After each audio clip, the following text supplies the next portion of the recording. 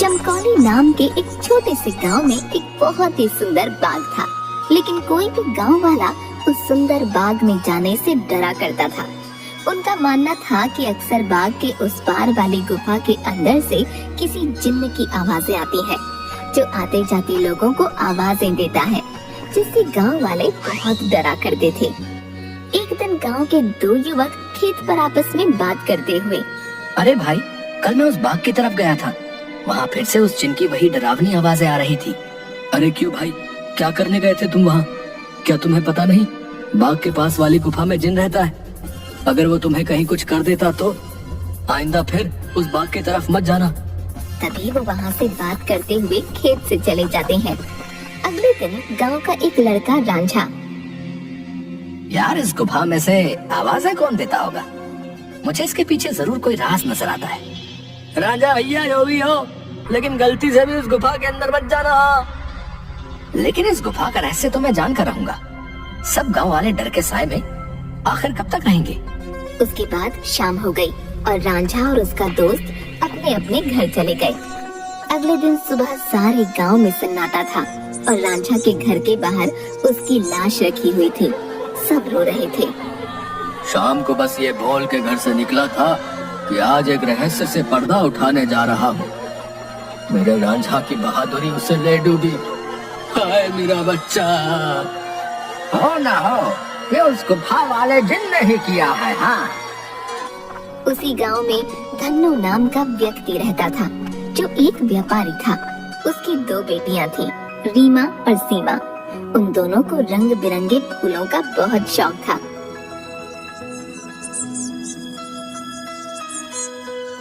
बहुत दिन हो गए हैं, चलो आज हम गांव के बाग में चलते हैं। न जाने क्यों हमें बाबूजी उस बाग में जाने से मना करते हैं। इस पूरे गांव में एक वही जगह है जहाँ कितने सुंदर सुंदर फूल होते हैं। हाँ सीमा, वो बाग सच में बहुत सुंदर है। उस बाग में बहुत सुंदर सुंदर फूल होते हैं, लेकिन बाबूजी हमें जाने नहीं देते। वो कहते हैं गांव के बाग के उस पार एक गुफा है जो बहुत ही भयानक है, हमारा जाना वहाँ सही नहीं होगा। लेकिन गांव के रांझा भाई की मौत के बाद तो गुफा और ज्यादा डरावनी लगने लगी है। अरे रीमा, ये सब झूठी बातें हैं, मुझे नहीं लगता वहाँ ऐसा कुछ है।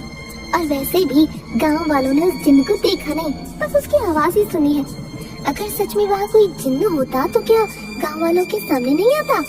हाँ, बोल तो सही रही हो सीमा, मुझे भी लगता है कि वहाँ कुछ नहीं है। चलो ठीक है, हम दोनों कल ही बाग में जाएंगे और हो सके तो क्या पता रांझा भाई की मौत का राज भी पता चल जाए। हाँ, कुछ नहीं है, वहाँ हम दोनों सुबह चलेंगे, तब तुम खुद ही देख लेना। लेकिन बाबूजी हमें नहीं जाने देंगे सीमा। कल बाबूजी सुबह किसी काम से शहर जाएंगे, उनके जाते ही हम दोनों बाग में जाएंगे। रीमा अपना सिर हिलाती हुई ठीक है।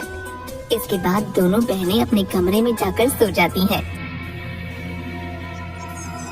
अगली सुबह,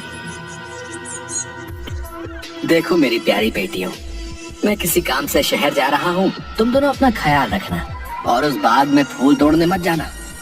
वो जगह अच्छी नहीं है, कोई भी गाँव वाला वहाँ नहीं जाता। पता है ना, रांझा भी वही जाने से मारा गया था। हम दोनों बहनें उस बाग में नहीं जाएंगी। इसके बाद धन्नू वहाँ से चला जाता है। उसके जाते ही दोनों बहनें उस बाग की तरफ जाने लगती हैं कि तभी एक गांव का आदमी उन्हें देख लेता है। अरे सीमा और रीमा बेटिया, तुम इस बाग की तरफ कहाँ जा रही हो? क्या तुम्हें नहीं पता कि बाग की उस तरफ एक गुफा है जो बहुत ही डरावनी है? वहाँ से अक्सर किसी जिन की आवाज आती है। अरे काका, हम दोनों बस बाग में ही जा रहे हैं, वहाँ से कुछ फूल लेकर बस अभी आ जाएंगे। आप चिंता मत कीजिए, हम बाग के उस तरफ वाली गुफा में नहीं जाएंगे। चलो ठीक है बेटिया, लेकिन तुम दोनों शाम होने से पहले आ जाना। अच्छा, अब मैं चलता हूँ। इसके बाद वो आदमी वहाँ से चला जाता है। थोड़ी दूर चलने पर सीमा और रीमा देखती हैं कि दो चोर आपस में बातें कर रहे होते हैं। अरे भाई, हम ये सही कर रहे हैं क्या? गांव वाले तो कहते हैं उस गुफा में एक जिन रहता है जो लोगों को आवाजें देता है। मुझे नहीं लगता है ऐसा कुछ है। वो गुफा गांव के सरपंच की है। मुझे तो लगता है उसमें बहुत सारा खजाना होगा। सब गांव वालों को डराने का बहाना है। बस चलो, चलकर आज देख ही डालते हैं। इसके बाद वो दोनों गुफा की ओर जाने लगते हैं।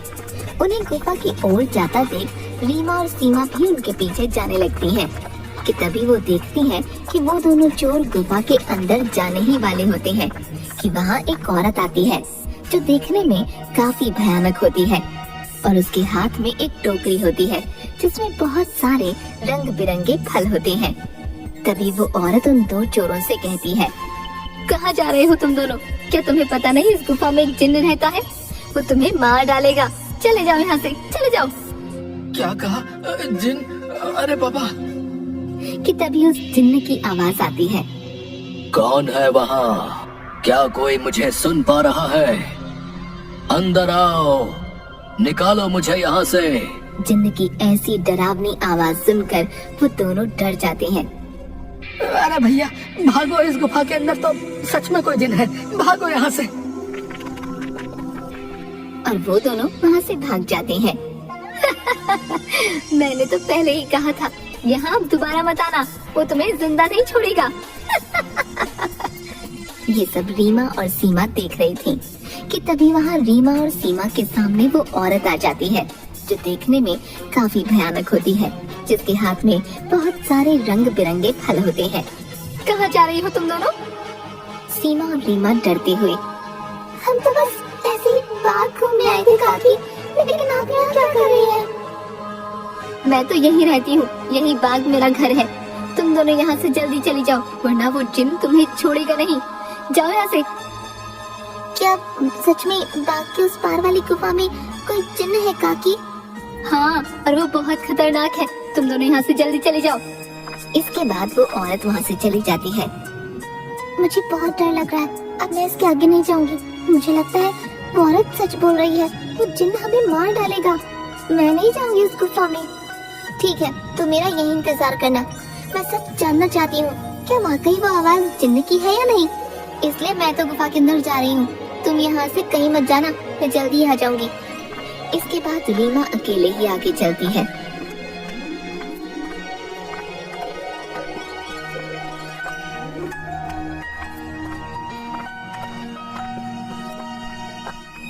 रीमा चलते चलते उस गुफा के पास पहुंच जाती है।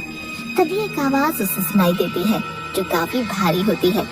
ऐसा लगता है जैसे किसी रोते हुए इंसान की आवाज हो वो।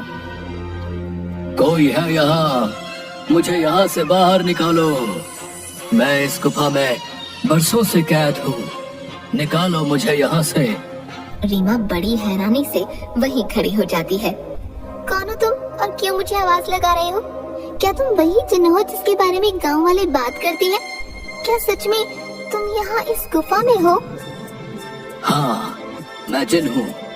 मैं कई सालों से इसी गुफा में कैद हूँ। मेरी सहायता करो लड़की, मेरी बात मानो। मैं तुम्हें कोई नुकसान नहीं पहुंचाऊंगा। तुम मुझे इस गुफा से आजाद कर सकती हो। इसके बाद मैं यहाँ से हमेशा के लिए चला जाऊंगा। मेरी सहायता करो। क्या सच में हमेशा के लिए तुम यहाँ से चली जाओगी? मैं तुम्हारी सहायता जरूर करूंगी। मुझे क्या करना होगा जिन? बताओ मुझे, मैं अवश्य ही करूंगी। तभी गुफा के दरवाजे खुलते हैं और रीमा उस गुफा के अंदर चली जाती है।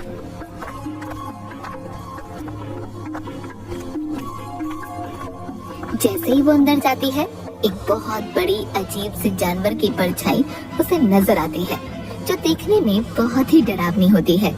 आओ लड़की, तुम्हारा जिन की इस गुफा में स्वागत है।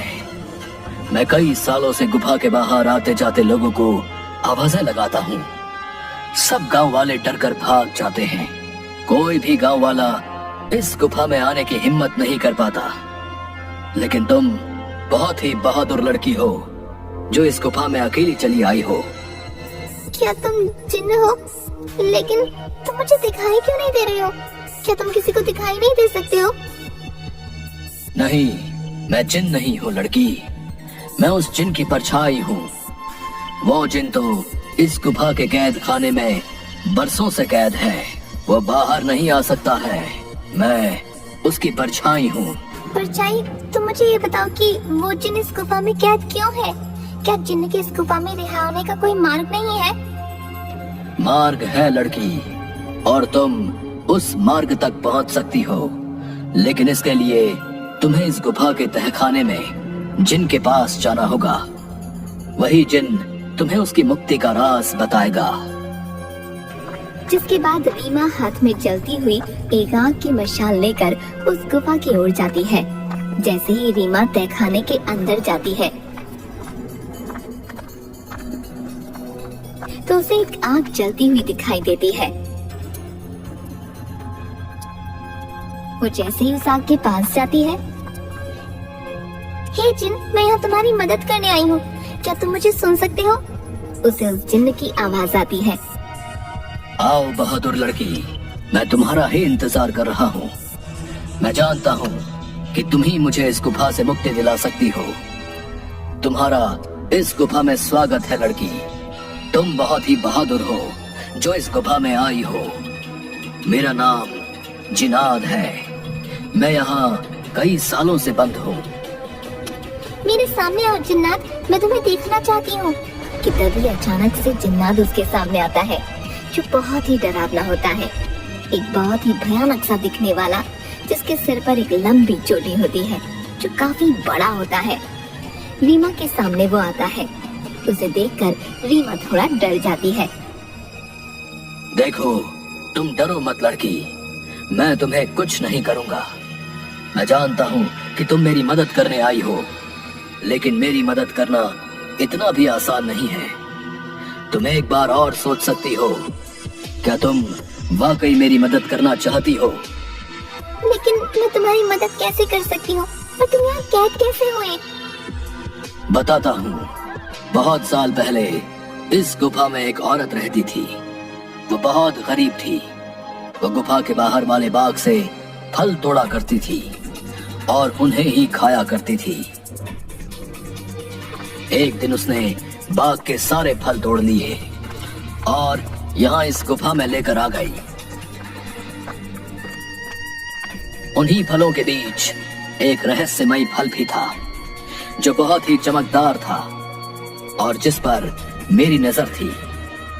वो फल मेरी उम्र 100 साल और बढ़ा सकता था, लेकिन मैं उस फल को तब तक नहीं छू सकता था जब तक कोई इंसान उस फल को उसके पेड़ से तोड़ ना ले।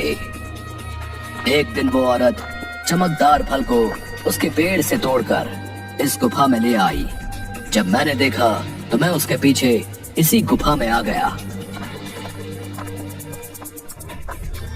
और मैंने उससे कहा कि हे औरत, तुम जो बाग से सबसे सुंदर और चमकदार फल तोड़कर लाई हो, वो मुझे दे दो। इसके बदले में तुम जो भी 2 इच्छाएं मांगोगी वो पूरी होंगी। ठीक है, मैं तुम्हें वो फल दे देती हूँ, लेकिन मेरी 2 इच्छा है। पहली ये कि तुम मुझे वरदान दो, आज से ये बाग मेरा होगा, और दूसरी ये कि तुम इस गुफा में ही कैद रहोगे, ताकि इस बाग में कोई भी तुम्हारे डर से ना आ सके और हमेशा के लिए मैं ही इस बाग में राज करूँ। वो औरत मुझे फल तो दे देती है।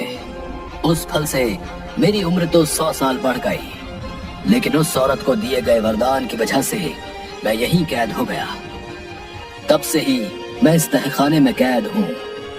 क्या अब से पहले किसी ने आपको यहाँ से बाहर निकालने की कोशिश नहीं की? इससे पहले गांव के एक लड़के ने मुझे बचाने की हिम्मत दिखाई थी, लेकिन जैसे ही वो लड़का उस चमत्कारी फल को लेकर गुफा में आ रहा था, तभी उस बूढ़ी औरत ने उसको मौत के घाट उतार दिया और सारे गांव में बात फैल गई कि मैंने उसको मारा है। हाँ, वो लड़का हमारे गांव का रांझा भैया थे। उसको उस बूढ़ी औरत ने मारा। मैं आपको यहाँ से आजाद जरूर करवाऊंगी, लेकिन मुझे तुम्हें यहाँ से आजाद कराने के लिए करना क्या होगा? तुम्हें यहाँ से उस बाग में जाना होगा। वहाँ तुम्हें उस बाग में रहने वाली उसी औरत की झोपड़ी दिखेगी, जिसके कारण मैं इस गुफा में कैद हूँ। तुम्हें उसकी झोपड़ी में जाना होगा। वहाँ से तुम्हें सबसे सुंदर और चमकदार फल लाना होगा। मेरी मुक्ति का राज उस फल में ही कैद है। ध्यान रखना बहादुर लड़की, उस औरत की झोपड़ी में कोई नहीं जा सकता है। जब वो सो रही होगी तुम्हें तब ही जाना होगा और उसकी फलों की टोकरी में से सबसे चमकता फल लेकर आना होगा। उसी फल में तुम्हें मेरी मुक्ति का राज मिलेगा। लेकिन तुम्हें ये काम बड़ी होशियारी से करना होगा। अगर उस औरत को पता चल गया तो वो तुम्हें जिंदा नहीं छोड़ेगी। ठीक है जिन, मैं तुम्हारे लिए वो चमकदार फल जरूर लेकर आऊंगी। मैं तुम्हारा इंतजार करूंगा बहादुर लड़की। इसके बाद रीमा वहाँ से बाग में जाती है और उस औरत की झोपड़ी की ओर बढ़ने लगती है। रीमा देखती है कि उस औरत की झोपड़ी में कोई नहीं है। वो इधर उधर देखती है और उस झोपड़ी के अंदर चली जाती है। रीमा अंदर जाकर देखती है कि बहुत सारे फल उस औरत की झोपड़ी में रखे हैं। अरे ये तो कितने सारे फल हैं, लेकिन इन सब में कोई भी फल बहुत ज्यादा नहीं चमक रहा। तभी अचानक रीमा देखती है कि वही औरत अपनी झोपड़ी की तरफ आ रही है। ये देखते ही रीमा दरवाजे के पीछे छुप जाती है। वो औरत अपनी झोपड़ी में आती है और उसके हाथ में एक टोकरी होती है जिसमें बहुत सारे फल रखे होते हैं। वो अपनी टोकरी एक टेबल पर रख देती है और पास ही पड़ी चारपाई पर सो जाती है। ये देख थोड़ी देर बाद रीमा बाहर आती है और उन फलों की टोकरी में से सबसे चमकता फल देखती है। लगता है यही वो चमकदार फल है जिसके बारे में वो जिन बात कर रहा था। रुको लड़की, तुम मेरा ही जादुई फल लेकर कहाँ जा रही हो? मुझे मेरा फल वापस करो, वरना मैं तुम्हें यहाँ से नहीं जाने दूंगी। रीमा ये सुनकर डर जाती है।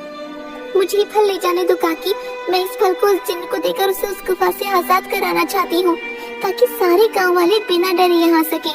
मुझे इस फल को लेकर जाने दो काकी। क्या कहा लड़की? तुम मेरी कई सालों की मेहनत पर पानी फेर देना चाहती हो?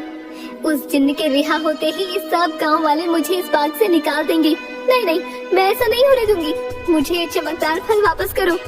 ये सुनकर रीमा वहाँ से उस फल को लेकर भागने लगती है और वो औरत भी उसके पीछे ही भागने लगती है।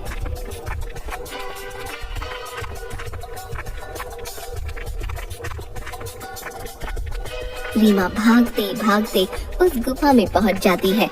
जैसे ही वो गुफा में पहुंचती है, वो जादुई फल उसके हाथ से नीचे गिर जाता है, जिसके गिरते ही तोते में बदल जाता है। रीमा ये देखकर हैरान हो जाती है। तभी वो औरत वहाँ आ जाती है। ये तुमने क्या किया लड़की? इस जादुई फल को नीचे गिरा दिया और अभी तोता तुम्हें उस जिन्न की आजादी का सबसे आखिरी रास्ता बताएगा। नहीं, मैं ऐसा नहीं होने दूंगी, मैं तुम्हें मार डालूंगी। वो औरत रीमा को जैसे ही अपने हाथों से मारने आगे बढ़ती है, वो औरत अचानक से आग में जलने लगती है, जिसे देख रीमा हैरान हो जाती है। तभी एक आवाज सुनाई देती है जो उस जिन्न की परछाई की होती है। डरो मत बहादुर लड़की, इस लालची औरत को इसके किए की सजा मिल चुकी है। अब तुम्हें अपनी मंजिल का आखिरी पड़ाव पार करना है, जिसमें ये तोता तुम्हारी मदद करेगा। तभी अचानक से वो तोता उड़ने लगता है और गुफा में उसी तरफ भागने लगता है जहाँ वो जिन्न कैद था। रीमा भी उसके पीछे पीछे चलने लगती है।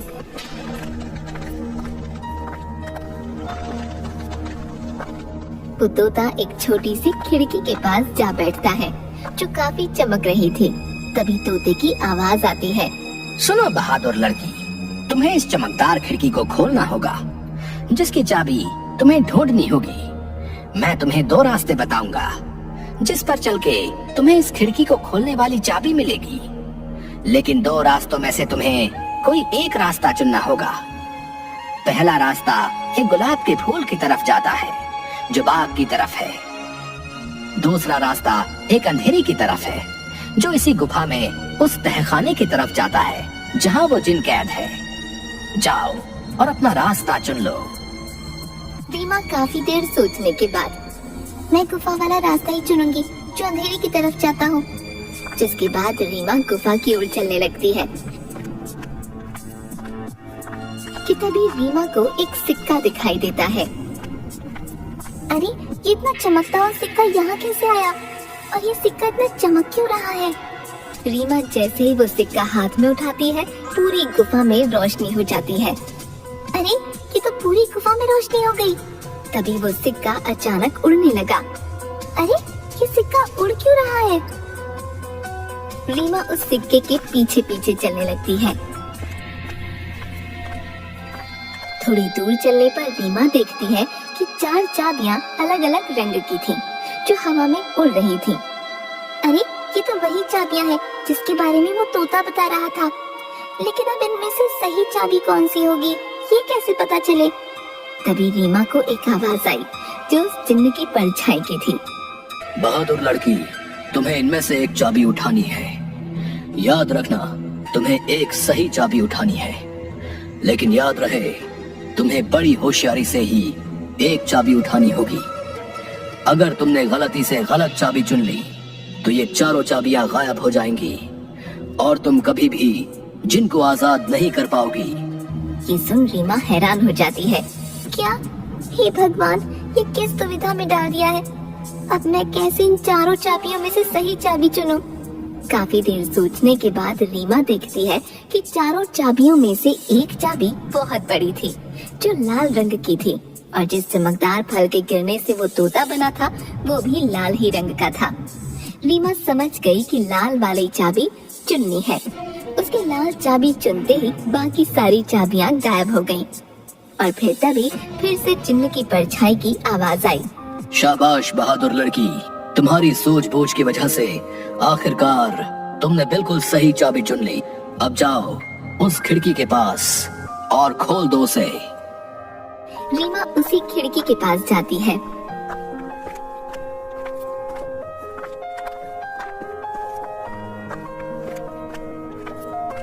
और देखती है कि अभी भी वो तोता उस खिड़की के पास ही बैठा था। ये देखो, मैं इस खिड़की की चाबी ले आई हूँ। तुम वाकई बहुत बहादुर हो लड़की।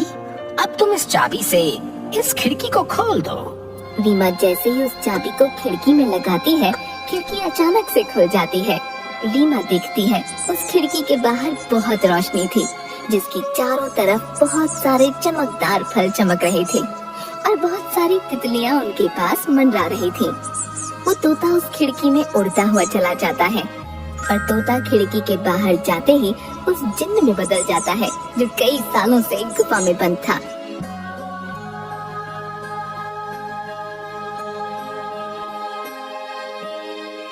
तुम्हारा बहुत बहुत धन्यवाद लड़की, तुमने मुझे इस गुफा से आजाद कर दिया।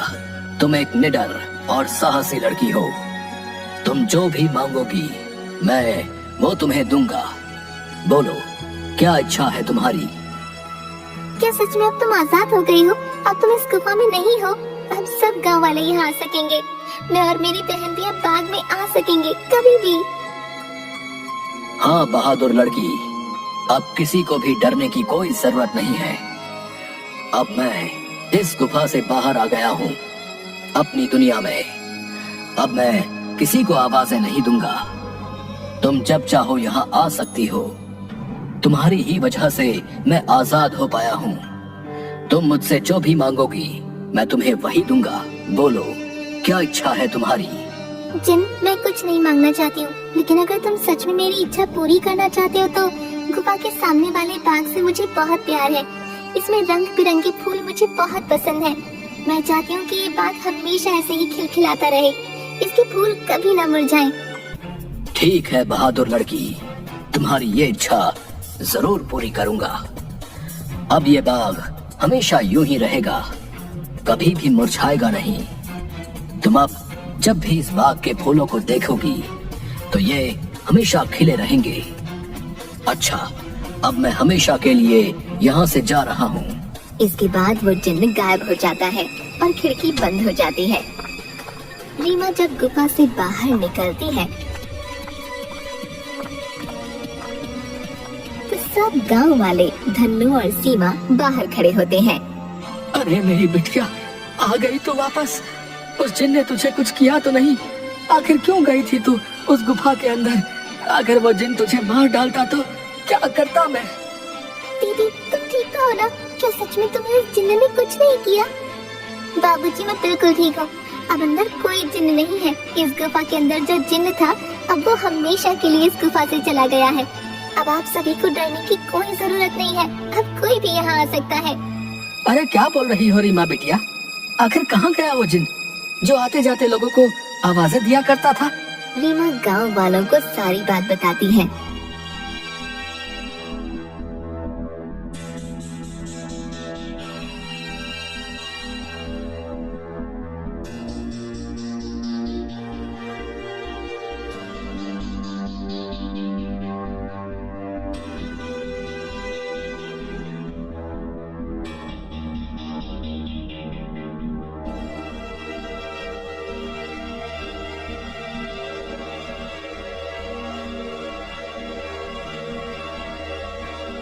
थोड़ी देर बाद गांव वाले बहुत खुश होते हैं और रीमा से बोलते हैं, अरे रीमा बेटिया, तुम तो सचमुच में बहुत बहादुर हो। तुम्हारी वजह से ही अब वो जिन इस गुफा से आजाद हो गया है। अब हम गांव वालों को डरने की कोई जरूरत नहीं है और रांझा की मौत का रहस्य भी सब गांव वालों को पता चल गया। इसके बाद गांव वाले बिना डरे हंसी खुशी गांव में रहने लगते हैं।